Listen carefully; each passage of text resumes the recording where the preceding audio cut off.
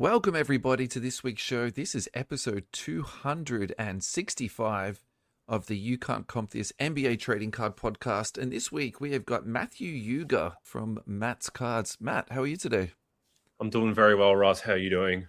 Yeah, no, life is treating me very well. I'm not going to lie. People have been asking this lately, and I've just got nothing to complain about. Normally, I enjoy a good whinge, but I literally have nothing. Kids are good. The wife is good. Work is going pretty well. So yeah, honestly. However, this is not about me. This episode is all about Matthew. So Matt, please introduce yourself. Tell us what your sort of general things, the projects that you work on, and feel free to drop, anything commercially too, man. It's totally fine to sell yourself. It's fine. Yeah, no, awesome. Thank you, Ross. I think this is the third or the fourth time. It's been a couple of years, I think, in between. I know we're always trying to work out our schedules between each other, but obviously your podcast has grown massively, which is incredible. You're doing incredible things down here in Australia. I mean, we need content, sports card content, especially down here in Australia. We're really lacking it, but I guess that's kind of like the void of what I was, trying to fill. Maybe about 5-6 years ago was, I've been in cards for a long time. Maybe not as into it as what I am now as a business now, but I think I saw that void 4 to 5 years ago with how big our market is down here in Australia, and for the lack of content creators that we do have, as you get my day in the life post up on the right ready. But just saw that void and started creating content about 5 years ago. Grown enough through that on YouTube, TikTok, and Instagram. And it's quite funny. I'm not really the most public person generally. So kind of taking a step outside of my comfort zone, posting on YouTube. Like, again, when people meet me for the first time, they might think I'm like this massive extrovert, or I just love attention. I really am not like that at all. But it's really kind of, pushed me out of my comfort zone. And then, trying to... Can I interrupt you just for 2 seconds there? Yeah. So I think one thing about your content that I think is similar to us is that we're not doing things just that focus on the negative of the hobby. We're actually trying to talk about things from you can say an educational point of view, or a more perhaps objective point of view. Because I think, like what you're saying about there's a void in the hobby, I think there is a void for creative content that's positive. What we have heaps of is all this negative, clickbait stuff. So I think that's the only thing I'd just sort of add to what you're saying there is I think that's where we sort of align in some ways. And I think there is a real lack of, I don't even know how to describe your content and how it's similar to us, but maybe thoughtful content. I don't know how to describe it either, honestly. Because it's easy just to highlight all the shit stuff that happens in the hobby. I actually find that almost like it's not asinine, but it clicks really well. It clicks like crazy, but it's also it's easy too. I think it's harder to do the stuff that you do, and you put a lot of thought into it. So yeah. It is hard, yeah. I know, when I do anything negative on a thumbnail or on a title, that's what gets me views. I literally, my last video on YouTube was I spent $1,000 on a table at a card show. Was it worth it? And I've got a picture of me on the thumbnail looking sad with minus $1,000, and it's gone relatively viral to my channel. And anything negative on YouTube does well. I understand that. So but yeah, do you practice those poses before you take the picture, like holding your face and stuff? Because those are Mr. Beast does it. Yeah. Yeah. I mean, it's the art of the thumbnail, really. So I mean, when you're learning YouTube, Russ, you're gonna have to incorporate it into your thumbnails eventually. But when you're I haven't bent on that yet. I'm not too sure I'm ready to do it. Even wearing the hat backwards, I'm still I don't know if I can go online with a hat on backwards. I think you got it at the start, definitely when I was doing a lot of my, even just the vlogs in person, I was just hating everything. And I still really, really struggle with it. The camera I use a DJI. It's very small. I don't know if it's not here, but it's a very small camera.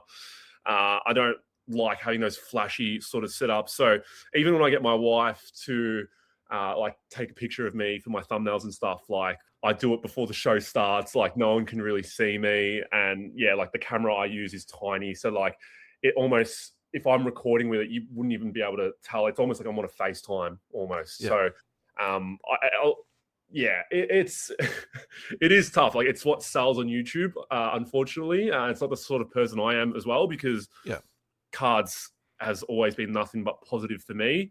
And that's one of the reason why I want to kind of influence, the younger generation into getting into the hobby, because it does, give us life skills and positivity and all that sort of stuff. But yeah, it's trying to find that balance where you're talking about positivity and promoting it. I couldn't agree more. I've gotten back so much more from the hobby than I've given to it, and I try to, give back in some way. And yeah, I could not agree with you more on that point. So just drop your YouTube channel, because it's everyone who's listening to this either will be following it already or should be following it. Yeah.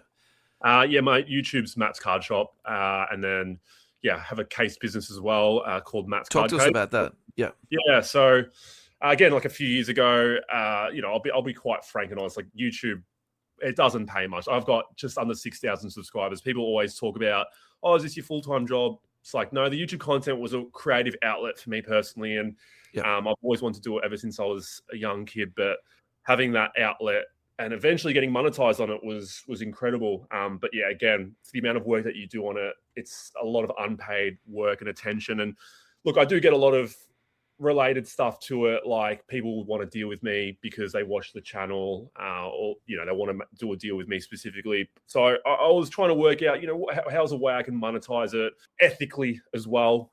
People they go into, I don't know, repacks or breaking. I mean, not that that's not ethical or anything like that, but I was trying to find out a good way for myself personally. And I did see a need in Australia just for cases in general, because I know personally, I was trying to find a case and I found it was super expensive to get it from the States. And then I actually remember, like, my first batch of cases I ordered, I actually thought about when I ordered it, I was actually just going to get it in and just sell it for like break even. But then I just looked at how long it would take me to actually ship it all out. And I was like, holy moly, like that is just not worth it. So I was like, you know what, let's just start a case business and then we'll build it from there. Like, with cards and cases, it's obviously slightly different in terms of the logistics and everything like that. But it's definitely been enjoyable to kind of build that up as well. Like, yes, it does carry over from the Matt's Card Shop name, but I've found I've kind of had to step away from the Matt's Card Shop brand a little bit and not rely on it too much, because it crosses over a little bit, but it's got to kind of be its own brand without having too much influence from what I've currently built. Yeah. I think in the hobby, there's lots of opportunities to make money. And I think one way you can do it is exactly what you did. You saw a void in the hobby and you filled that really well. And the other obvious one to talk about here is Palms Off Gaming, where really before Palms Off stepped into the Australian market, we had Ultra Pro sleeves. And then you'd have to buy your own folder from Officeworks or Kmart or whatever, and then just put them into that.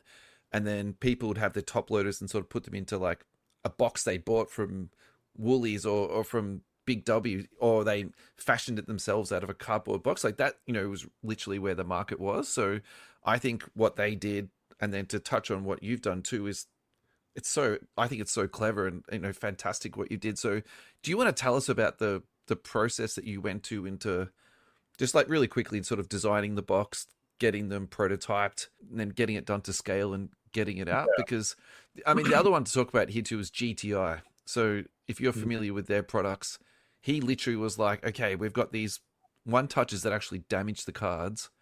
I know I can do better. I'm going to fill this void and get out there and have a go. And I think his products are great.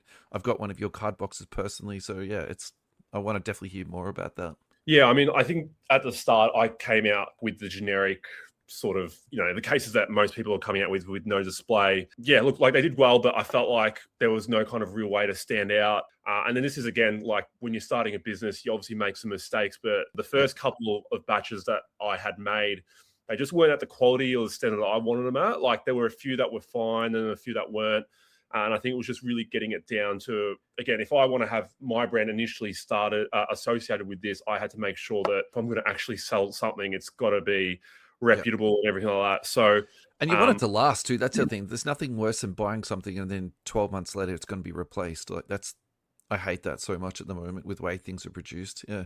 Yeah, exactly right. And even like the case that you can see in the picture as well, like I've had that one for a couple of years and holding up very well. I've had the business now for about 3 years and I have a lot of repeat customers, which is like been the best thing about the whole thing, is like people coming back after a year, coming back to a show and everything like that. Like, oh, this is my fifth or my sixth case. Like, yeah, it's crazy. Like even in Sydney, like I had someone buy like their seventh and eighth case. Like, and I had never met them in person. It was obviously a lot of online stuff, and I recognized them from like the Shopify name and everything like that. So obviously, as we kind of started and everything like that, like we had to, listen to our collectors that buy from us. So, we started including like the one-touch display foam, and even with that sort of stuff, like so you've got the PSA foam there, you've got like a one-touch display that people were asking for. Adding stuff in like an air tag compartment, widening our slots internally so they can fit like your slab mags now, because people nowadays are just so like they're loving the slab mags. I know it's more of a Pokemon thing, but I've seen a lot more sports card collectors get into it. It's slightly wider, so having to cater to those sorts of people as well has been something that I've always tried to take on board. But yeah, with a young business, like everything's kind of fresh for me. So any sort of feedback that I get on it in terms of improving it and everything like that has always been taken on. And I think that's kind of the beauty of it in terms of the cases. It's like, it isn't all just my ideas. It's a collection of other people's ideas that have been given to me over the last years. Yeah. All right. Talk to us about attending shows.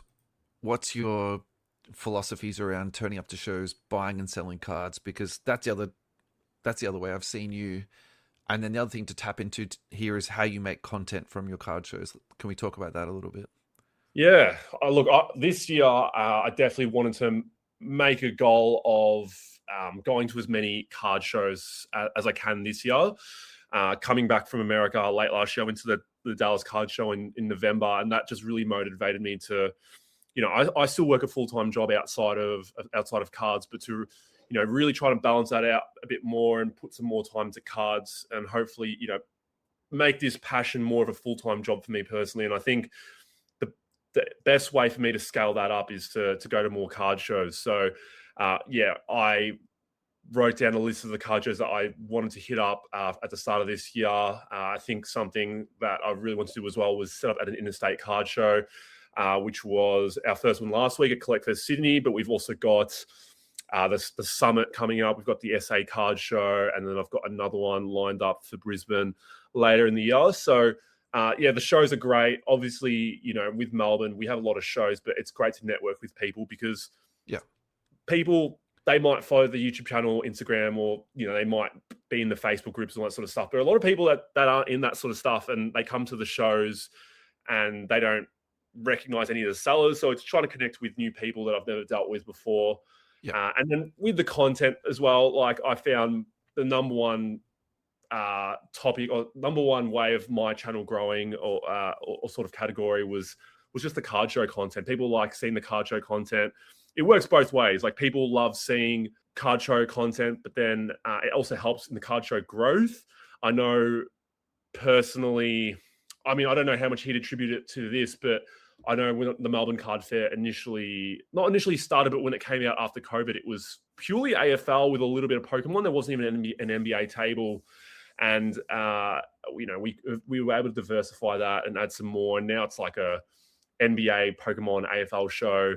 And I know a lot of the people that go to it now, I reckon I've had at least 20 people that have said like, "Oh, I'm here at the Melbourne Card Fair because I watched your vlog," or whatever. So that's awesome. I think I think the card show content is great for the growth of the shows, getting people there as well, but also for the channel as well. So I enjoy doing them. Also try to not have too much work behind it. Like, I literally just have a camera on a table mount and just do a point and shoot and just go through the deals, keep it authentic. Like, there will be some stuff where it is a bit more fluid, but when I'm at the show, I still have to do deals. I can't really be having the camera in my hand and just doing everything. I don't have a videographer. It's it's all kind of like that. All right. So my follow-up question to that is, you do have your camera over your table. It protects you against people doing illegal activities. Mm-hmm. And then the other thing where I've enjoyed your content the most is when you're doing deals with people and you actually point out to them that they're under comp. So, and you spoke about this a little bit earlier about the ethical side of card trading. So can you talk to us about your perspective on that? Like, why do you help people out in that sense? Like, what's your sort of perspective on that when other dealers might be just happy to accept the deal that, had already gone through? Yeah, like, It's tough, like, and it's tough to put like a specific number on it. Like, obviously, people buy at margins at these shows, and we're here to, not all the time, but we're here to try and make some money. So we're going to take a quick commercial break, hear from Neon Trading Cards, and then we're going to get right back to it. Neon Trading Cards! Head over to neontradingcards.com, where you'll find a huge array of breaks: soccer, NBA, MLB, F1, AFL, NRL, WWE, and Marvel. Find Neon Trading Cards on Whatnot. Neon is the exclusive home of the Lucky Card Co. Repack products, Australia's leading multi-sport repack company. Neon is also a Topps and Fanatics direct breaking partner. This week on Neon's Whatnot platform, Neon have just launched their official second channel, Neon Trading Cards Plus. On the Plus channel, soccer, MLB, F1, AFL, NFL, WWE, UFC, and Marvel will be featured. And considering we've just had the F1 in Melbourne this week, check out all those hot F1 breaks that are currently being listed. Meanwhile, the main Neon Whatnot channel will run NBA breaks and the Lucky Card Co. repacks. Get in, get ripping, and don't miss out. Neon is where the action is. Now let's get back to the action with Matthew Yuga talking about making card deals. Having like a number in mind where it kind of feels unethical to buy at a certain amount, it is a tough one. Like, I kind of go based off feel just when I buy off someone.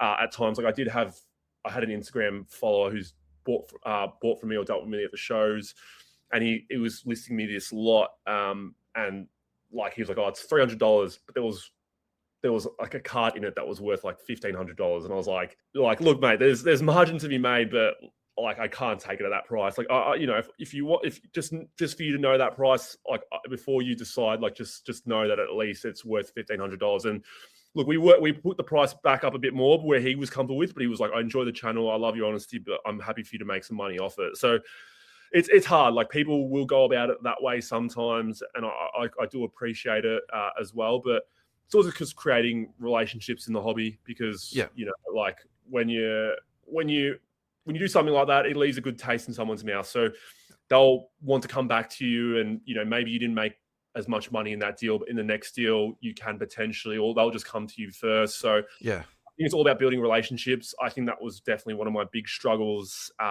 first getting into card shows specifically, because again, YouTube channel and everything's great, but I'm just broadcasting to an open audience. But actually creating like a one-on-one relationship was something I had to learn a bit more and get better at card shows. And I think that does help me skill up in that way. But yeah, I think that's what I do. I've been trying to work on, especially over the last couple of years. Yeah, look, I think honestly, hats off to you in that space, because not everyone will go about it in that way. And I know that, how can I say this? I think you can have those interactions, capture them on camera, and then put them online to show everyone, like, to the world that you do it. But I can, like, categorically say I've seen you do that off camera. So this is not something that you just do for clicks. Like, that's the other thing I want to add to that too. So what's your advice about doing deals with people at card shows? Because I've asked a few different people about this, but I do think people go about this, in different ways. So just talk to us about what you think makes a good deal, what your strategies are with people who are maybe being a bit, a bit prickly or whatever. So, like, how do you manage all that type of stuff? It's definitely, again, something that I'm still working on. Like, I definitely found it a couple of times in Sydney. Like, I never really had this issue in Melbourne. But like, a couple of people like overvaluing their cards, wanting to do a trade and undervaluing mine. And it was like, I don't want to be rude or anything like that, but it's just like, the power of saying no sometimes is really important and crucial. Yeah. I think generally when it comes to shows, like, my number one tip, look, as a dealer, you should have your cards priced, but if you're walking around the show and you're wanting to trade your cards or sell your cards, like, save the time for the dealers out there, or the people even in like the trade areas or whatever. Like, price your cards, know a value at the very least. Like, if you don't know what you want, at least put like a general area of what they've sold for, because I know personally for me, my issue at shows, like, you probably see it in this picture, but I don't actually have like a little space here where I buy. Like, a lot of my buying is like right over my showcase. So like, that one there is actually where I had a little bit of space, but most of the time I don't actually have space compared to like your other people there who actually buy specifically more so for the entire show. Having that that ability to actually know the card prices and then go off them saves you from going through every single card, because I think that can be one of the biggest drawbacks. When someone comes up to your table, I had it a couple of times again in Sydney where someone came at the table with like 5 boxes of cards. And then once you kind of, instead of like comping every single card, I went through 5 cards that I was keen on. And then when I heard their price and then I said, what I was thinking or what comps were, and they were like unwilling to work at that price, that's fine. Like, it just means that you're probably not going to get a deal on the rest of the cards and it's just going to save you time. So I think having that ability to actually just know the prices of all your cards will save you and the dealer a lot of time, because then you can shop around as well. 100%. That was actually the next thing I was going to say, because I feel like a sort of an unwritten rule I've almost got now is like the number of 10. You need to talk to 10 different people before you get a deal done. And then the other thing I noticed at the last, the one that was at the Marvel Stadium, you were either going to get a deal done or you weren't. Like, you could tell like people either wanted your card at that sort of relative price or they were so far off. You're like, this is never going to happen. And just going back a little bit in terms of your space. So Neon trading cards, I reckon these guys are the ones who do it the best. They literally just have a table. They've got their 2 laptops set up there and you literally stand there in a queue. You go up to them. Rod sits there and comps them. And then like, that's your offer. And it's like either a yes or no. Like, I think that is in terms of like process, at a particular card show, I think gold standard's not the right word, but I think that's a really like good way of going about it. Yeah, I mean, that's what they did in America as well. It's like these guys don't really focus as much on selling. It's more the buying aspect of it. So yeah, they'll have the big flashy signs like buying, and then people are lined up and they've got the laptop out, like you said. So there's a lot of people buying at the moment, though. I noticed that the last couple of card shows.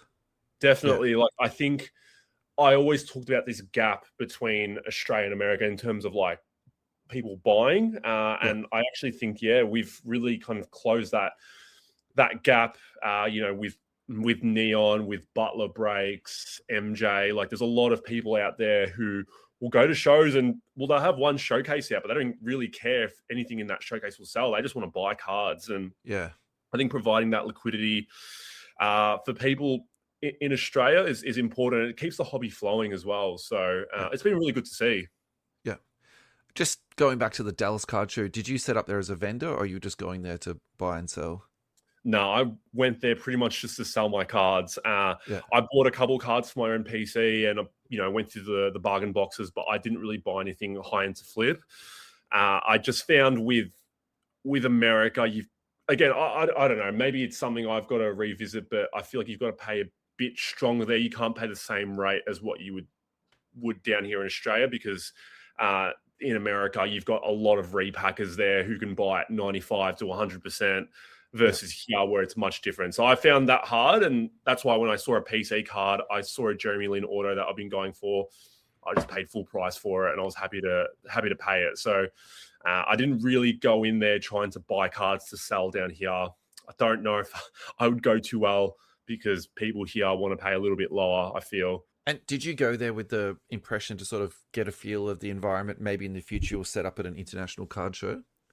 I don't know if I'd set up at Dallas. I think I would, if I did set up, it would just be to sell cards. Like, I probably wouldn't go there to try and like buy cards off people, but I probably would go there to sell. But I do have a few connections that I've made like before Dallas that I sold to in Dallas. And if I ever went back again, I'd probably just go straight to them. Like, again, it's building that relationship again, like where you just, I actually did this on the first day. Like, everyone was buying, and I was like, who do I go to? Who do I go to? And my usual buyer, he was coming in later in the day. So I ended up going with the only person in the room that I actually knew. It was Deal Me Slabs. And he's on YouTube as well. He does a lot of show content. But I went to him, and I don't think he would pay necessarily the strongest, but it was because I probably trusted him the most watching his content. So I think I would, if I went back there, I probably would just go there to walk around and just sell to the people I know and then just experience it, but not really, to vend there. I think it's just an extra expense that I don't really need. Yeah. Yeah, that definitely makes sense. We've segued so hard here. I need to try and remember where we're at. The other thing I want to talk to you about too is the support from your wife. So tell us about how crucial it is to have the support from your wife to be a successful YouTuber, Matt's Card Shop, and also your card cases? Yeah, I mean, I'm sure you'd understand as well with your family and your kids and stuff like that. Like it's tough. Like Jazz has been incredible. Like we support each other's passions. Like a few years ago, Jazz was training for an Ironman, which she ended up doing, but a lot of like early mornings and trainings that we did together. I ended up not doing the full Ironman. I ended up doing a half Ironman, but like we've always had shared hobbies with each other, which has been great. I think like towards the end of the year last year, she was definitely like, no more card shows. I don't want to do any more, all this sort of stuff. From an outsider, she seems very dedicated to you, man, in that space. Like I would say, she goes over and above. Yeah. Not that I'm team Jasmine or team Matt, by the way. It's just like an outside observation. She's like, honestly, at the shows, like I had Melbourne Card Fair and she had something else on, and people were like, "Where's Jazz?" and all this sort of stuff. Collect their Sydney, like I have so much trust in her, like selling my cases. She knows everything. She knows how to change the locks. Like she can take everything without me having to guide her. She's incredible. Like like I said, at the end of last year, she was probably like getting a bit tired of it, but we've kind of changed our mindset in terms of like both of us working as much as we can whilst we're young, whilst we don't have kids, setting ourselves up so that we can have like a better work-life balance, because we both do the same job, which is insanely mentally and physically taxing. So I think we both have the idea that like we want to enjoy our lives a bit later on, and like why not work hard now? So she's been massive for me. Like I still haven't done a show solo yet. I was planning on doing one at the Melbourne Card Fair, but I ended up having my cousin help me. So my cousins have been great as well, helping me out. But I'm glad I didn't do it solo, because that show was pretty crazy as well. That'd be hard work. Yeah, for sure. Yeah, I don't know how some people do it solo. I actually think this is a real thing in terms of hobby success, because Tyson Beck came on a couple of weeks back and he was saying that his wife helps him do the shipping. Yeah. Like that's insane. I actually can't believe that's a huge amount of commitment from your partner to help you out with your business. Do you know what I mean? Like that's not a small ask. Like imagine how many parcels he'd be doing over every release. Like that's amazing. So I think there's something to be said there about your partner supporting you in this sort of side of the world, because I think without that sort of partner support, you wouldn't be able to succeed. I think that's my 2 cents on all of that for sure. Yeah. No, absolutely. Like I've probably slacked off the last few shows, but definitely the first like 4 or 5 shows that I did, I always got a bunch of flowers after each show, and I always wrote on a note saying on to the next show. But I get like little gifts after each show, and I've got I'm looking at it right now, but I've got like a Statue of Liberty Lego sort of structure up there that I got her after a show once as well. So always try to show appreciation in that way. And she's a massive help. There's definitely no way or no chance that Matt's Card Shop succeeds or moves forward. Yeah. All right, tell us your funniest card show story, and then we'll move on to something a little bit different. Funniest card show story. I don't know if I've really had funny. I'll tell you a bad one, because again, this is like on the spot. So this gets better clicks anyway, Maddie. So this is going to work out totally fine. Yeah. I won't say who it is, but last year I was wanting to buy a card, and I've dealt with these guys before in the past, and I think they know I've got a YouTube channel, and look, I'm somewhat in it for the money or whatever, and I've probably done well on a couple of their cards, not massively, but I've done well flipping a couple of their cards. And they had priced one of their cards, and I was like, yep, I'm going to take that. I'll buy it.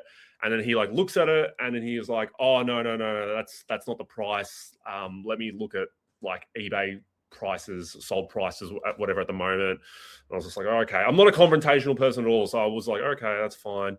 And then he goes to like eBay solds and then looks at it. And then he went like 20 to 30% above that. And he's like, oh, here's the price. And I was just like, oh, yeah, I'll pass on that. And yeah, again, I'm not a confrontational person, but I just take notes in my own head, and I'm just like, yeah, not for me. And I know people have had problems with them as well in the past. All Yeah, right, I off just the air, I'm going to ask you who this was because I'm actually I'm genuinely curious about be this. curious. Yeah. Yeah. It's time for our next break. We'll be right back. Thank you to the Hobby Hangout for your ongoing support. Go to tickets.oztix.com.au to find and buy your tickets for this year's Hobby Hangout XL, Sunday the 26th of April at the Royal Exhibition Building in Carlton.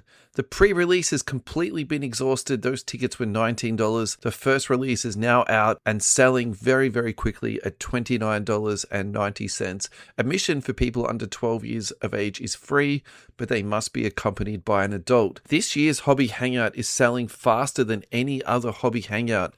So do not miss out on your tickets this year. Make sure you get in and buy them nice and early. Doors 10:30 a.m., finish at 5:30. 400 tables, international and national vendors, sports cards, Pokemon, Yu-Gi-Oh!, One Piece, MTG, entertainment, live breaks, dedicated trading zones, free play areas, expert panel speakers, and international guests. Thank you so much to the Hobby Hangout for your ongoing love and support. Alrighty guys, we're back in the action and we're going to talk about the Houston Rockets. We're with Matthew Yuga. Alrighty, you're a Houston Rockets supporter. Yeah. All right, talk to us about the Houston Rockets. Where are you? Are you happy with them this year? Are you sad? Like, where are you at? I've really kind of drifted off NBA the last sort of month. I can kind of get the NBA fatigue as the season's gone on, but look, I've been tracking it like here and there in terms of watching certain games. I think we're a very unhappy team at the moment. Like, I don't like to use the term, but we're very bipolar. Like, we have good and bad moments. Like, we could look like one of the top 3, top 4 teams in the NBA. Then all of a sudden we're like the unhappiest team and we're losing to scrub teams. But I think a massive shift in what we needed was Fred obviously getting injured, doing his ACL, but just Reed starting. I think we're 9-2 when he does start games, and Ime's been preferring Tari Eason. Like, Tari's great, but that's a philosophical decision though. Like, he's literally not playing Shepherd because of the defensive inadequacies. Like, I think it's as simple as that. Like, that guy is like defense first all the way. Like, yeah, it's as simple as that. There's nothing more that needs to be said about that. Do you know what I mean?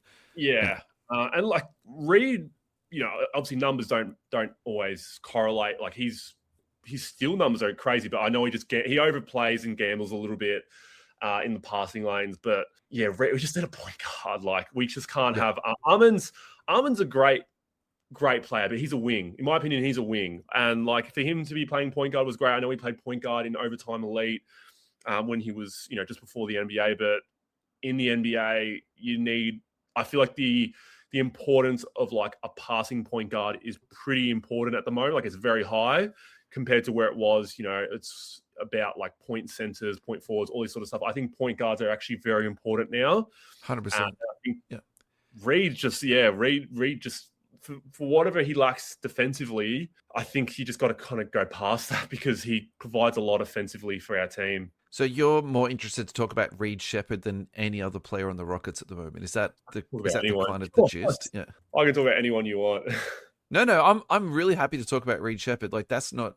I was surprised that you brought him up first, but I think he's great to talk about. So, all right, Reed Shepherd, rate him as a hobby prospect. So you've given us the NBA analysis. Now give us like the hobby analysis. Is he a buy, a hold, or a sell for you at the moment? Look, I actually bought a couple nice reads at Collect Fest Sydney. I probably wouldn't be holding him long term. Like, that's a gorgeous card there, the Gold Kaboom. That's insane. That is so good. Yeah. It's like throwback to the originals, isn't it? Yeah. Like, there's not many players I would say, you know, hold for the next 5 to 10 years. Like, Wemby will probably be the only player that I can think of off the top of my head, and maybe Anthony Edwards. Those would probably be the only 2 players that I can think of that I'd be like, yep, these players under 25 years old, hold them for the next 5 to 10 years. I think Reed is going to be a great guard, pushing all-star. I don't know about all-NBA, but I do want to see him have a sustained period starting at point guard because, you know, he has these flashes, and I think bringing him off the bench, it's just been really inconsistent for him. But you can see when he starts, like, the Rockets just look like a better team. And look, I'd say in the short term, I don't mind him because, he hasn't had that sustained period starting, like I was saying before. But once we kind of see that, maybe you can see a little boost in his prices, but more so in the short term. I probably wouldn't be holding him in the medium to long term. Yeah. Because people just focus on the next group of rookies. Like everyone's looking at Con and Cooper at the moment. So then we're going to look at, the Banser, Boozer, Peterson, all those sorts of players. Like I think the attention will just shift as the years go on. I think positionally too, he's a little bit challenging because essentially he's in the same 10-year period as Cade Cunningham, Ja Morant. I think that's really challenging for him. And like me personally, Ja is down so far at the moment. I'd probably take a dip on Ja versus taking a dip on Reed Shepherd at the moment. Yeah, and that's not a dig at Reed Shepherd. I just think that Cade Cunningham in particular, I think that's almost like to the point of a can't miss sort of purchase at the moment, just because of how solid he is. And he's on Detroit, which is generally not like a very well collected team, but his price at the moment are like very, very solid at the moment. So, maybe you could actually make the argument that you've missed the window because he's already peaked already. Like that actually could be the conversation. I wanted to run this past you actually. So I had Ryan from Gemrate on, and the episode only dropped late yesterday, so it's entirely possible you didn't hear this. So when he came on about 12 months ago, he made this claim about Steph Curry using market cap data that he was like one of the most undervalued players in the hobby. And then scooting forward basically 12 months, his total market cap went up about $80 million. So Ryan was like on the money in a really significant way. So I said to him, what's his next prediction for market cap and like moving into the future? So he actually said two names. He said Kevin Durant and he said Anthony Edwards. So I want to talk to you about Kevin Durant from the perspective that you're a Houston Rockets aficionado, so you would have seen a lot of his games, and then you just touched on Edwards. So let's go back to those two and talk about that, because I'm fascinated in what Ryan has to say, in that he's a really smart guy, and I think it's always good to listen to smart people. Yeah, I think with KD's a very interesting one. Like he's probably the greatest scorer of all time in terms of his versatility. Like he probably won't just a pure scorer. Yeah, pure scorer. I think the issue with KD is like the likability for him with that whole Golden State move. So KD's prices have dropped a little bit since the off season, because I know I was able to sell a couple of his rookie autos, and I feel like I saw someone list a KD auto the other day, and I was like, $500 for a KD rookie auto. And then even Cherry at CollectFest had a Letterman KD rookie auto for like $600, and I was like, oh, that's really cheap. And I was like, oh, that's actually the going rate. So look, that might be actually KD being undervalued, but my issue with KD is I think it's his likability. And I think he's sort of saved it. I feel like I see a lot of, maybe it's because I'm a Rockets fan, I have a lot of like Rockets social media, but it seems like he's much more, what's the word? Like seems like he's more giving to the fans at games now. Like he signs a lot from what I see, compared to like LeBron. I'm trying to think who else is quite reluctant, but like it seems like he's very giving of his time now. I don't know if that's maturity as he's aged and everything like that, but 100%. Yeah, it's interesting. Like he's always, I thought he would be quite like recluse and like kind of standoffish, but from what I see in the Rockets social media, it seems like he's always kind of giving time. So that's my only issue with KD. It's more the likability, and then people going like, oh, his only championships were with Golden State, and people referring back to that. But I'll push back on that though, man. I think if you go into that environment and win a championship working with Draymond Green, that's not an easy task to do. Yeah. I think that's been proven over now, to the point that the Warriors were looking to trade Green.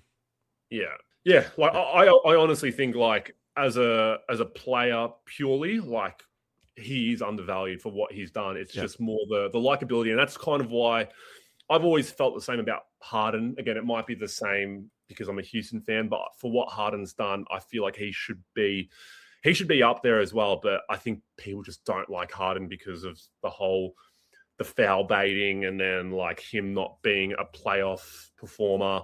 So I've always kind of felt the same with Harden. So, yeah.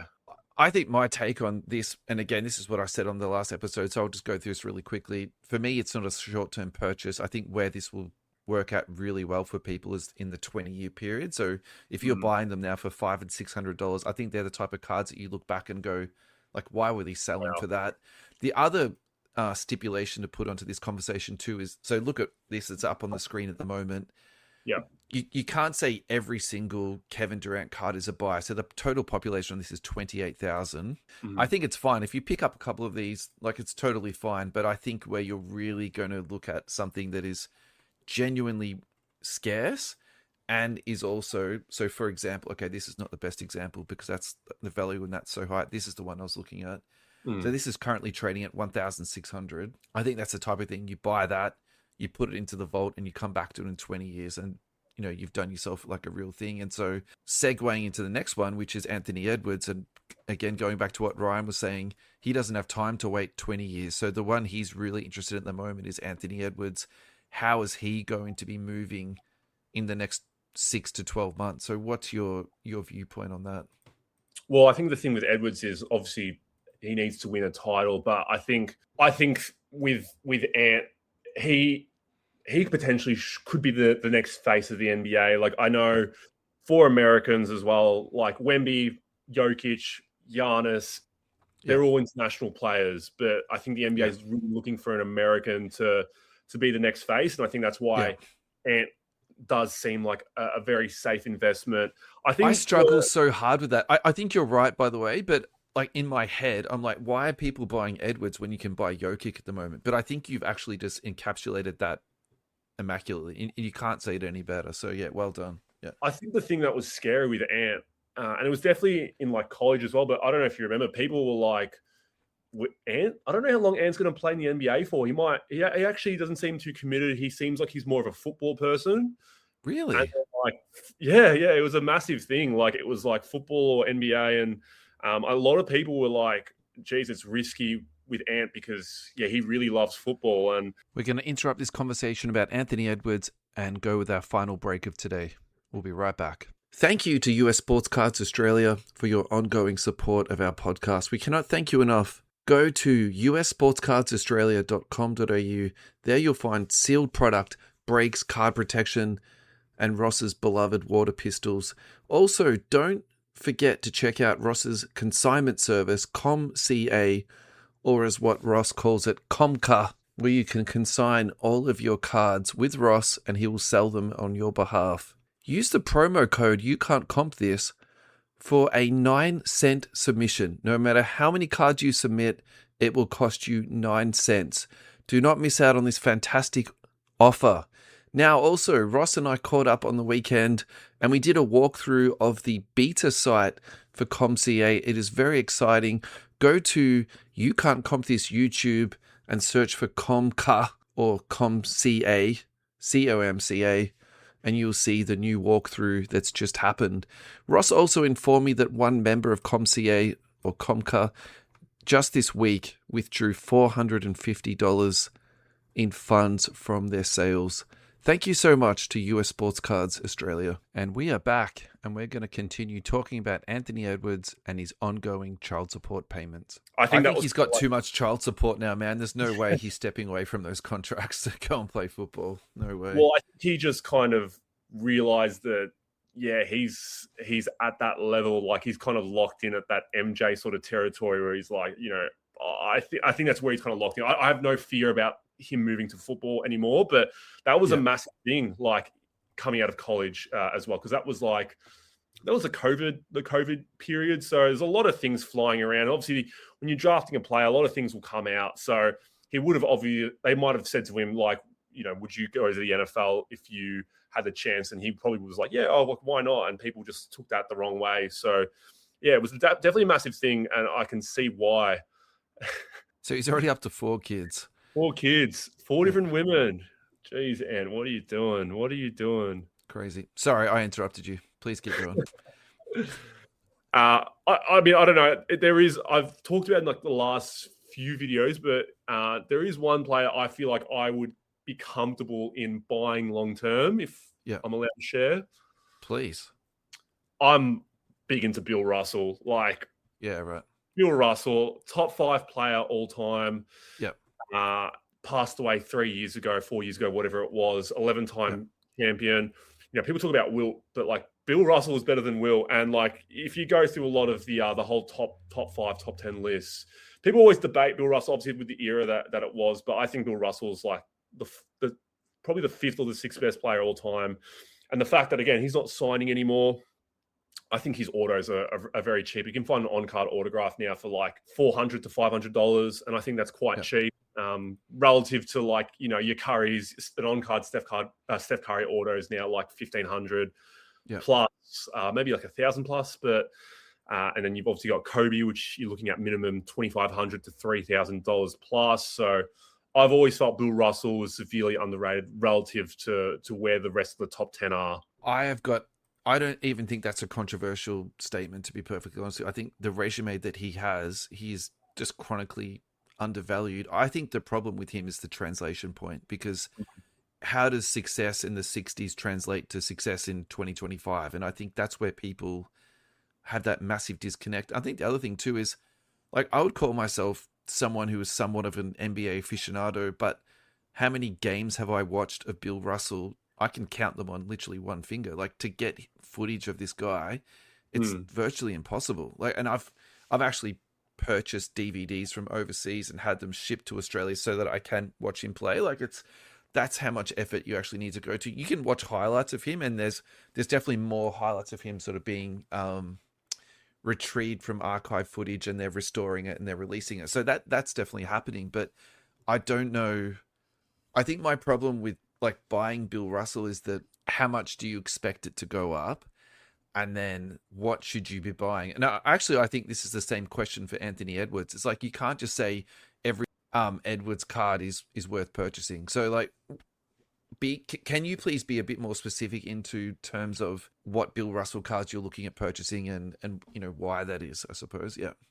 I mean, I know it's personal taste. I just love autos. So I'm just going after his on-card autographs. I know he's got a Kaboom, which obviously Kabooms are going nuts at the moment. And I think it's just over $1,000, the Bill Russell Kaboom in a PSA 9. I'm not sure. Don't quote me on that. But like for me, personal taste, like I just love autos specifically. So I've got 4 of his on-card autos. And I've kind of just stashed them away personally. So I agree with you there though as well. Like, I know people are going to be like, I've never watched Bill Russell, but I think the tick for him obviously is playing on the Boston Celtics, one of the biggest teams in the NBA. So Boston fans at the very least gonna love him, and I think longer term, people will understand how much he did for the game as well. I don't think that they're dirt cheap though. I would say actually, I'm surprised that for a veteran. So I'm not too sure if you can read this too well. So that's a raw Kaboom for $535. There's another one for $700 raw, $733 raw. A PSA 9 sold for $690. That's probably the one that I like the most so far. I like this one better. PSA 9 for $372, $518 for a 9, $300. Let's just call that a raw. It's been authenticated, but that's nothing to. I would say that's, for me, that's a positive sale for that. I would say that's a really good price for someone who's been out of the game for so long. Yeah, and I think that's the only Kaboom he's got as well. So it's not like he's got multiple years running like a lot of the players do nowadays. It's just that's the only one. I just don't know how hard they are to grade. I don't know that year too well. I know like last year Kaboom, like there were print lines everywhere. They were off-centered, but I don't know how great that one is specifically. Yeah. What about Anthony Edwards? What Edwards cards would you recommend to purchase for people? Again, I'm always someone who's just into autos. Like as a collector, I just love autos. I know some people, specifically will go for like the NT RPA, Floors RPA, but I just like autos generally. I mean, the annoying thing is a lot of his sticker autos he has signed a little bit off it, but I do like the autos more so as a collector. I always found as a dealer, selling and moving numbered prisms of rookies much harder here. Like in America, I don't think you'd have an issue, but in Australia, I always struggled moving numbered prisms, and people always said that like prisms were the things that people collected. But even for me as a collector, like when I first opened a box of Prism, I got annoyed because I knew there was only 1 or 2 autographs per box. But again, I'm more of an autograph collector, so everyone's different when it comes No, to that. 100%. No. Yeah. All right. I got a stat for you, and you might not be surprised by this, but I got absolutely roasted on Twitter about this. So this is from Bobby Marks at Bobby Marks 42. Yeah. The leaders in fast break points this season: LeBron James, Maxey, Giannis, Kawhi Leonard, and Donovan Mitchell. So, like, I'm just going to start off here and say I can't believe that LeBron is leading the league in fast break points. I'm a LeBron supporter, so like before I say anything else, just to like preface that, but I find him so frustrating to watch because I find his application to the game is kind of at about 60%. I never find him like 100% all the time or anything, and I find him like particularly on defensive rotations, it's not fantastic. So for him, and I sort of view fast break points as an effort stat. So how on earth can you explain this to me? How does this guy lead the league in fast break points? Cherry picking? No, I have no clue. I literally said that, and that's what I got roasted for. Yeah, that's very interesting. I didn't even know about that at all. But I've been talking about the Lakers and LeBron. I think they've actually shown sort of the last 10 to 15 games, they're much better when LeBron's playing like the third option. Like Reeves and Luka as the top two, I think is the way to go. And obviously LeBron can insert himself. He's a really intelligent basketball player. And when he had a little bit of time off, well, I think it was last week or 2 weeks ago, like the Luka Reeves combo was lethal. So I think once he's kind of come to terms that, yes, he's going to have to be the third option and then inserting himself in those aspects, I think that's actually helped the Lakers massively, especially over the last couple of weeks. I think they're on like a 9 or a 10 game winning streak at the time of recording. So he's been playing backup 5 minutes. In some ways, that actually makes sense. His body is like Karl Malone. There's no reason he can't play those minutes. And it just frees up so much for Luka and Reeves to do when he's playing that support role 100%. Yeah. Tops and Fanatics takeover. Where are you at with that? It's been interesting. I mean, I never really read into it too much because I think that's also another thing where we talk about the negativity in the hobby and all that sort of stuff. Like the first thing you see when Tops came out is like, oh my God, like this is so bad. And it's just like, I just try to focus, stay and try to get my own perspective on things. But I mean, I like what certain things. The unlicensed is hard, man. I think that was the problem. Like the first thing that came out was unlicensed, and for whatever reason you don't like it. I think at the end of the day, it's because it's unlicensed. It's as simple as that. Like it doesn't have the team logos on it. They're trying to hide the logos. They Photoshop them off. It's just a very awkward, like weird sort of product. Yeah. I think Panini have actually done well with this as well, because if you look at their previews for the Kabooms that are going to be unlicensed, like it doesn't look like it's unlicensed, but they've chosen photos where you probably wouldn't see the team name or anything like that. So can I be honest with you though, man? Like they can make it look as good as they want. The reality is still there. It's unlicensed. I know, like, no one cares. No one cares. And I think if those boxes sell at say 200 Aussie for a hobby box, even still, I think it's going to be really difficult to get your money back on them. Yeah, I mean, like you can see in those top three photos that you've got there, those top three, like Jaime Jaquez, Wemby, like it's very obvious that they don't have the jersey there compared to like what Panini have done. So, look, I think one of the things that I've really enjoyed from Panini from Topps this time around is that I noticed this with soccer because I ripped open a few Topps Chrome soccer boxes a few years ago, but you can pull like some very nice cards like superfractors. You can pull just numbered cards in general from blaster boxes. So they've kind of expanded it to the point where the general person might be able to pull something like, yes, it might be impossible and it's 1 in a trillion or whatever, but you can pull a Concanible superfractor, which was pulled out of a blaster. So that is absolutely a win. I'm 100% with you. Yeah. Compared to Panini, where it was like, oh, if you open a blaster, you might have the chance to pull a green pulsar out of 25. And it was, at least you kind of know, the floor might be low, but the ceiling is actually ridiculously high. And it's made me want to open like blaster boxes as well. Yeah, definitely. So I think my observation between Topps and Panini is that the inserts are just in two different spheres. Like I think Panini did a really good job of making collectible inserts, and they also used essentially products to experiment on inserts as to like what was going to work and what wasn't. So the perfect example of that for me is Select. They made heaps of different insert sets, and that and most of them no one collected because they were just frankly no good. But every now and again, they would come up with something, and they also moved inserts around products. I think that worked really well for them in terms of selling different products. I personally haven't liked a lot of the Topps inserts. However, I'm starting to find ones that I'm actually enjoying. So this is the Monsters of the Deep that came out of Topps 3. I think that's an absolute banger. And I think that the artwork is original. They're not ripping off Panini, which I think they've kind of done a couple of times. Like they did that like rip off Downtown card. Mm-hmm. That's okay. I don't think that's anything to, really write home about. But then just moving back to the rest of the cards in this product here. So this is the Con Knuckle one.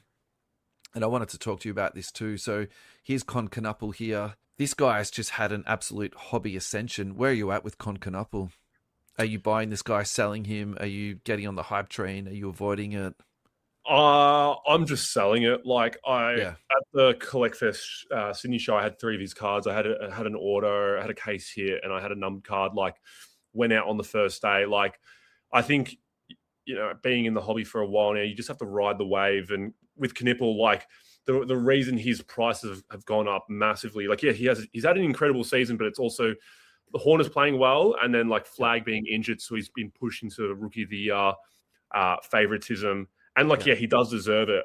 It's just what's his ceiling at the moment. Like I think you've got a really nice card of his. I would probably just sell it. I'm such a believer in Flag, but then with my theory as well, I would also be trying to sell Flag because I feel like the best time to sell is now. But longer term, look, Knibble's a really nice player, and he's obviously surprised a lot of people. Yeah. But I think with the way his prices have gone up, like the auto I actually had I had the exact same auto about a month ago, and it was going for, I think the comp was about $350. I actually sold it to someone for $300, and then at the show last week I sold it for $650. So his prices based off that have already doubled, maybe a little bit less than that. Yeah, 100%. And I mean, how much more has he got? It's got to go up. Like, yeah, definitely. I could not agree with you more. Sort of stuff as well. So, what was that last bit? Sorry, mate, you just broke up. I'm more of a conservative person, I'd say, with these sorts of things. So I know some people would probably say like hold a little bit longer, but I'm probably more conservative, and I'll be like, I would sell now. No, I think your analysis is spot on, because my comparison for that is Jason Tatum. So the year that the Celtics won the NBA Finals, his prices actually went down during the NBA Finals period. And so I think a lot of this pricing is baked into him winning the Rookie of the Year. But often what you'll see is all of the gains have already been made. And then once it gets time to the Rookie of the Year announcement, actually what we'll probably see is him going down. And then moving forward into the future, I think the bigger rookie is going to be Cooper, which I believe in Cooper. And actually, I think he's a fantastic prospect. But then the next rookie class that's coming through, and you were talking about this off the air. So it's the general consensus with this next rookie year is that if you've got a number 5 pick in this coming draft up, it's like having the number 1 pick last year. Like that's how good, the draft is going to be. So I think that's scary when you've got someone like this who people have spent insane amounts of money on. Like I don't understand this. Like how can you spend that much money on a card when he's still very much an unknown NBA prospect? I this stuff gives me headaches. It actually makes me a little bit anxious, to be honest. There's definitely been worse examples, I feel, like with Con.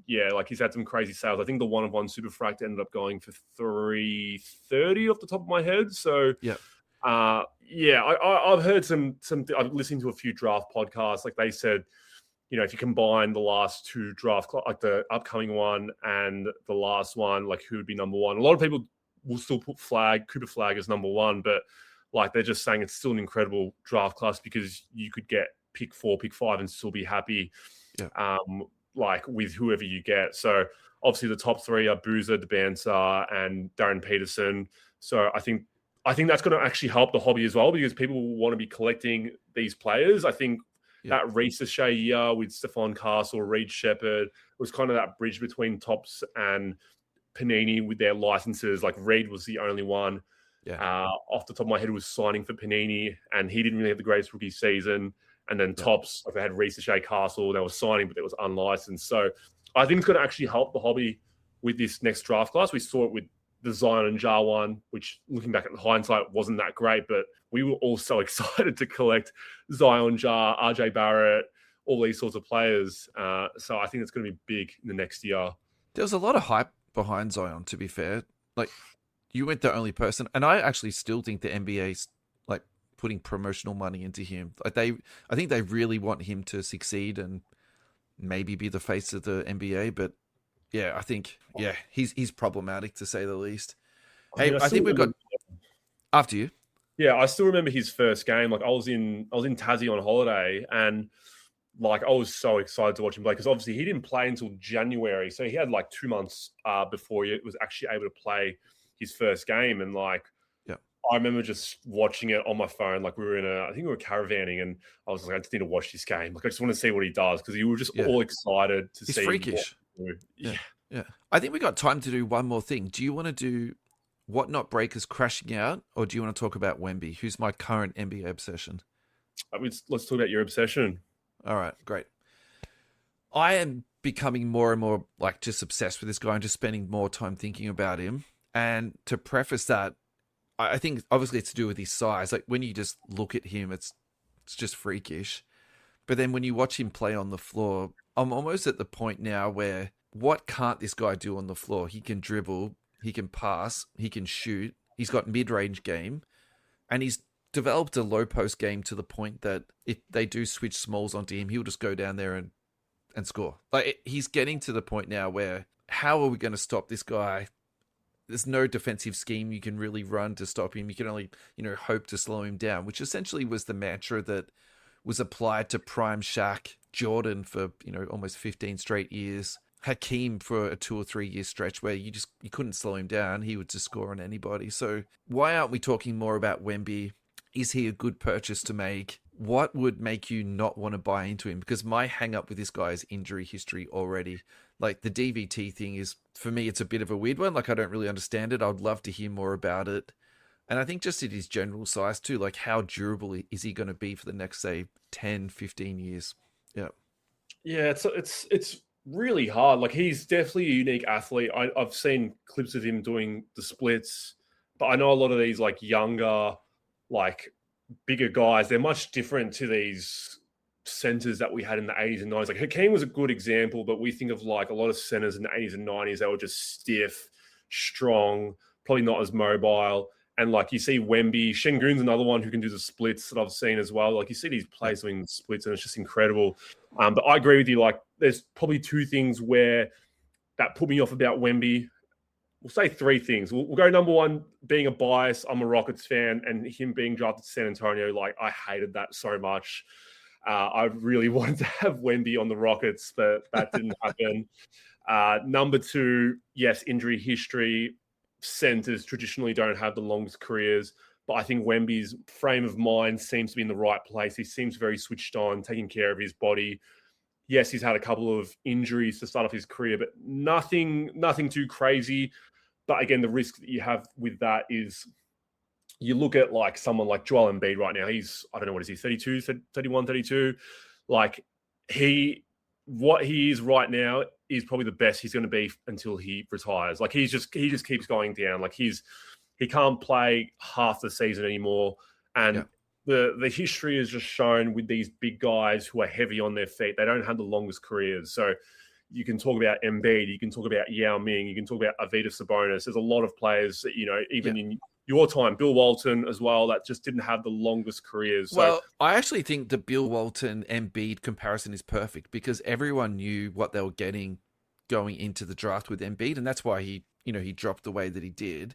And I think the Walton point is perfect because you just pray that you have this guy on your team. One season he'll be healthy enough to get through the playoffs and he'll give you that championship. That's my sort of take on that, 100%. Just really quickly, you touched on the value of Embiid. He's currently trading at that. I actually don't mind that. So last sold for $440. Peak all time was at $5,700. That was obviously COVID, but a more realistic high price is $2,900. In his rookie year, he was actually trading for about $760, man. So yeah, that's interesting. Yeah, I just wouldn't touch that. I just think he's he might have a playoff spike if he can actually last till then and play. But I just can't see him playing at an MVP level for the entire season. And now they have games caps like for awards and that. Can't really see him making the All NBA team anymore. That eliminates him from all awards, definitely. Yeah, exactly right. And I was going to say the third thing that kind of puts me off about Wemby is his rookie autos are unlicensed. So I always kind of go, which one do I go after? Like, speaking to a few smarter people than me, they like the Mercury, which the Mercuries do have like, depending on the card itself, they've got his debut jersey in it, or they've got his jersey from his game where he scored 1,000 points. And some people really like Royalty as well. So Royalty is like the higher end set that's going to come out later on in the year. But Royalty, people like Royalty a lot as well with Wemby. So I think that's trying to find the right card more so. And I kind of... Like, to your point, and that's how the market's played out. So these are the top overall sold Wemby cards. Number 1 at 860,000 is his 1/1 Nebula. Number 2 at 528,000 is his Logoman 1/1 from National Treasures. Number 3 is his Kaboom 1/1 Green. That's sold for 516,000. And then number 4, PSA 9 1/1 Black Shimmer for $500,000 again, until we see our first Topps card, which is a 1/1 for $488,000. Yeah. And that's the licensed one as well. It's not his rookie one. That's the second year Wemby.